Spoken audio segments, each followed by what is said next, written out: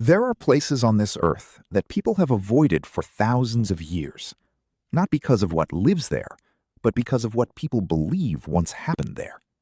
And the strange part is, early humans were avoiding these exact same kinds of places long before anyone ever used the word haunted. Stay till the end, because the reason you still feel uneasy in certain places might be older than language itself.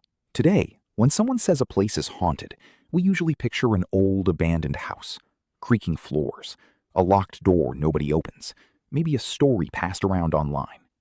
But go back far enough and you find something surprising. Early humans, without houses, without doors, and without any concept of ghosts as we imagine them today, were already treating certain locations as dangerous in a way that had nothing to do with animals or weather. Some caves were avoided completely for generations, even when they offered perfect shelter. Some clearings in the forest were walked around instead of through, even when the path added hours to a journey.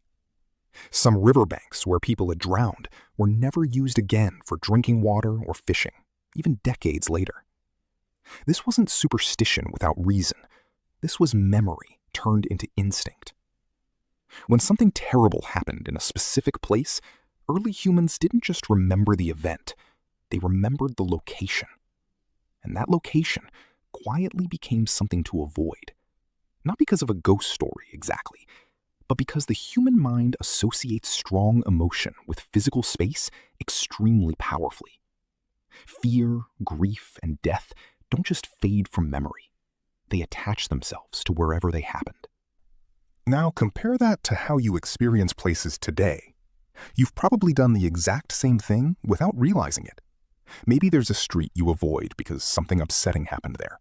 Maybe there's a room in a house you don't like being in alone.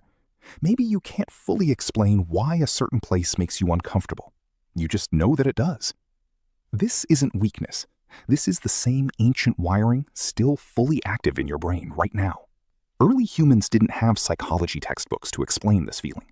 So instead, they explained it the only way they could. Something is still there. Someone is still there. The place remembers. This is likely one of the earliest reasons certain locations became feared, long before religion, long before mythology, and long before anyone had a formal belief system about spirits. The fear came first. The explanation came after. So how did early humans actually deal with these feared places? Unlike today, they didn't have locks or security systems or lights that turn on automatically. Their solutions were simpler, but surprisingly effective. The first and most common method was avoidance. If a place felt wrong, people simply didn't go there. This wasn't seen as fear, it was seen as intelligence. Passing this warning down to children and to the rest of the group kept everyone safer. Over time, these warnings became stories. And those stories were far more effective than any rulebook because stories are remembered and passed on for generations. The second method was marking the location. Long before written language, early humans used simple physical signs.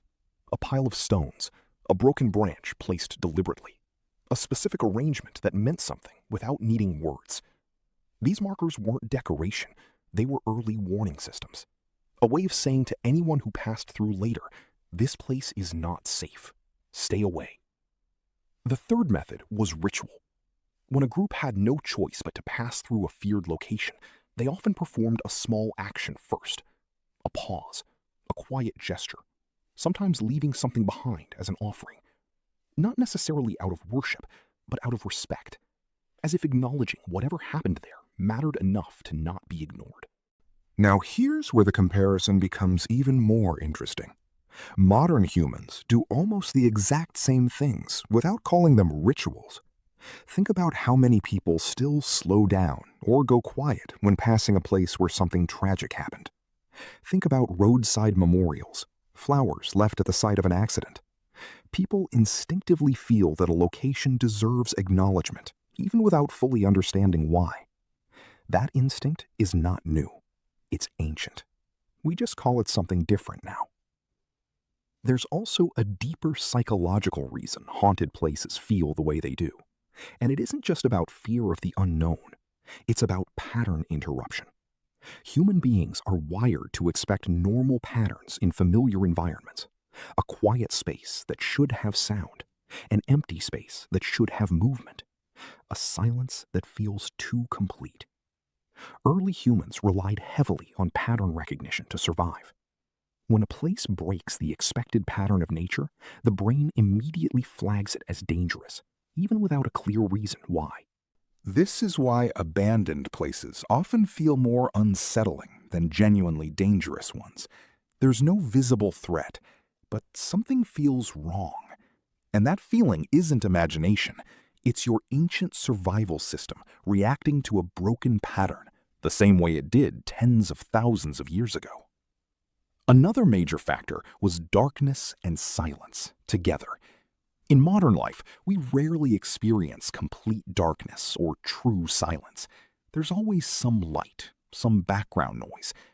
But early humans lived with real darkness every single night. In that darkness, certain places felt different, colder, heavier, quieter than they should be. Without streetlights, without sound, without any distraction, the brain becomes hyper-aware of its surroundings. Every gap in silence starts to feel like it's hiding something. This is very likely why so many haunted place stories throughout history share the same details, no matter where in the world they come from. A sudden drop in temperature, an unnatural stillness, the overwhelming sense of being watched. These aren't modern horror movie inventions. These are ancient survival responses, being described the only way people knew how at the time.